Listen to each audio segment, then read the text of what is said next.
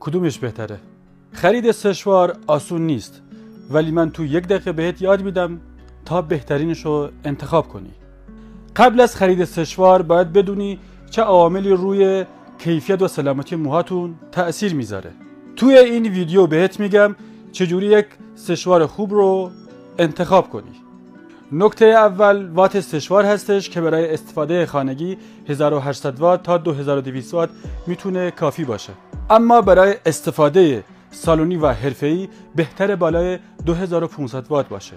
نکته دوم موتور سشوار هستش که موتورهای AC برای استفاده های سالونی بهترین نوع موتور هستند، اما برای استفاده خانگی موتورهای DC میتونن انتخاب خوب و مقرون به صرفه‌ای باشن. نکته سوم وزن سشوار هستش.